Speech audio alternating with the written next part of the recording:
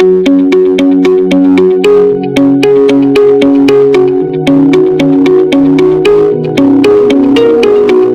ವೀಕ್ಷಕರಿಗೆ welcome back to my YouTube channel Sahyadri garden ಗೆ ಸ್ವಾಗತ ಸುಸ್ವಾಗತ. ಸೊ ತುಂಬಾ ಜನ ಕಸ್ಟಮರ್ಸ್ ದಾಸವಾಳದ ಬಗ್ಗೆ ಮಾಹಿತಿ ಹೇಳಿಕೊಡಿ ಅಂತೇಳಿ ನಂಗೆ ಕಾಲ್ ಮಾಡಿ ಹಾಗೂ ಮೆಸೇಜ್ ಮಾಡಿ ತಿಳಿಸಿರ್ತಾರೆ. ಸೊ ಇವರಿಗೋಸ್ಕರ ಇವತ್ತು ನಾನು ದಾಸವಾಳವನ್ನು ಯಾವ ರೀತಿ ಪ್ಲಾಂಟಿಂಗ್ ಮಾಡ್ಬೇಕು ಅಂತೇಳಿ ಹೇಳಿಕೊಡ್ತೇನೆ. ನೋಡಿ, ದಾಸವಾಳಕ್ಕೆ ತುಂಬಾ ಜನರಿಗೆ ವೀಕ್ಷಕರೇ ಕಾಡುವಂತ ಪ್ರಶ್ನೆ ಅಂದ್ರೆ ಈ ನೆಟ್, ಇದನ್ನು ಹೇಗೆ ರಿಮೂವ್ ಮಾಡುದು, ಇದು ಇದ್ದು ನಾವು ಪ್ಲಾಂಟಿಂಗ್ ಮಾಡಿದ್ರೆ ಗಿಡಗಳು ಸಾಯ್ತವೆ. ಮತ್ತೆ ನೀವು ಈ ರೀತಿ ಯಾವತ್ತೂ ಇದನ್ನು ಮಣ್ಣನ್ನು ರಿಮೂವ್ ಮಾಡ್ಲಿಕ್ಕೆ ಹೋಗ್ಬೇಡಿ, ನಿಮ್ಮ ಗಿಡಗಳು ಸಾಯ್ತವೆ. ಸೊ ಅದು ಏನ್ ಮಾಡ್ಬೇಕಂತ ಹೇಳಿ ನಾನು ಹೇಳಿಕೊಡ್ತೇನೆ. ನೋಡಿ, ಇದು ದಾಸವಾಳ ಗಿಡ, ಇದರಲ್ಲಿ ಆಲ್ರೆಡಿ ಮಣ್ಣಿನ ಒಳಗಡೆ ನೆಟ್ ಇದೆ. ಸೊ ನೆಟ್ ಇರುವಾಗ ನೀವು ಎಂತ ಮಾಡ್ಬೇಕು, ಆ ನೆಟ್ ಅನ್ನು ಯಾವತ್ತೂ ತೆಗಿಲಿಕ್ಕೆ ಹೋಗ್ಬೇಡಿ, ಮಣ್ಣು ತೆಗೆದ್ರೆ ಗಿಡ ಸಾಯ್ತದೆ. ಈ ರೀತಿ ಕೆಳಗಿಂದ ಕವಲುಗಳು ಒಡೆದಿರ್ತವೆ ದಾಸವಾಳದಲ್ಲಿ, ಇದನ್ನು ಕಟ್ ಮಾಡಿ, ಇದು ಪೂರ್ತಿ ಕಟ್ ಮಾಡಿ ತೆಗೀರಿ.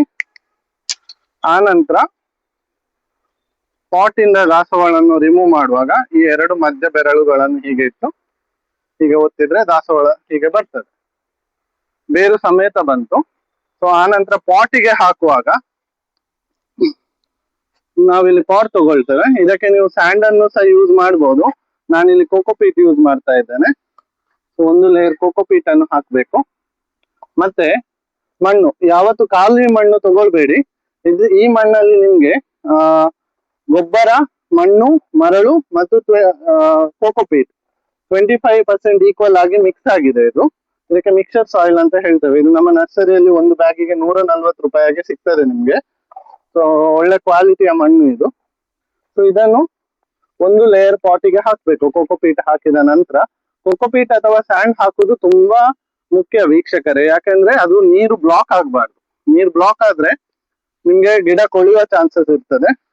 ಮತ್ತೆ ಮೇಲಿನ ಪದರದ ಮಣ್ಣನ್ನು ಈ ರೀತಿ ತೆಗಿಬೇಕು. ನೋಡಿ, ಈಗ ನಿಮ್ಗೆ ಇದು ನೆಟ್ ಕಾಣ್ತದಲ್ಲ, ಇದರಲ್ಲಿ ಸಹ ನೆಟ್ ಇದೆ ನೋಡಿ, ಇದು ನೆಟ್ ಕಾಣ್ತದೆ. ಮೇಲಿನ ಪದರದ ಮಣ್ಣನ್ನು ತೆಗೆದು ಈ ರೀತಿ ಪೂರ್ತಿ ಮಣ್ಣಿನ ಒಳಗಡೆ ಹಾಕಿ ನಂತರ ಮಿಕ್ಸ್ ಮಣ್ಣನ್ನು ಹಾಕ್ಬೇಕು.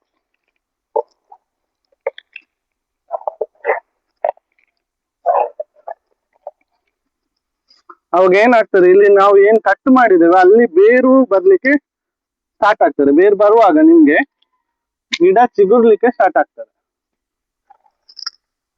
ಸೊ ಈ ರೀತಿ ಮಾಡಿದ್ರೆ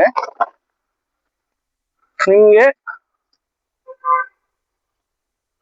1-2 ತಿಂಗಳಲ್ಲಿ ನಿಮ್ಮ ಗಿಡ ಈ ರೀತಿ ಬರ್ಲಿಕ್ಕೆ ಸ್ಟಾರ್ಟ್ ಆಗ್ತದೆ. ಇದು ಆಲ್ರೆಡಿ ನಾವು ರೀಪಾಟ್ ಮಾಡಿ ಇರುವಂತ ಗಿಡ ನೋಡಿ, ದಾಸವಾಳ ಎಷ್ಟು ಚೆನ್ನಾಗಿ ಬಂದಿದೆ.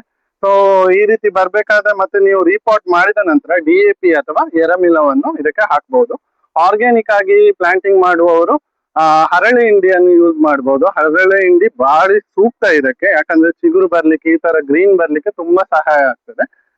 ಸೊ ಇವತ್ತಿನ ಮಾಹಿತಿ ನಿಮ್ಗೆ ಇಷ್ಟ ಆಗಿದ್ರೆ ಸಹ್ಯಾದ್ರಿ ಗಾರ್ಡನ್ ಅನ್ನು ಸಪೋರ್ಟ್ ಮಾಡಿ, ಲೈಕ್ ಮಾಡಿ ಹಾಗೂ ಸಬ್ಸ್ಕ್ರೈಬ್ ಮಾಡಿ. Till then, happy gardening.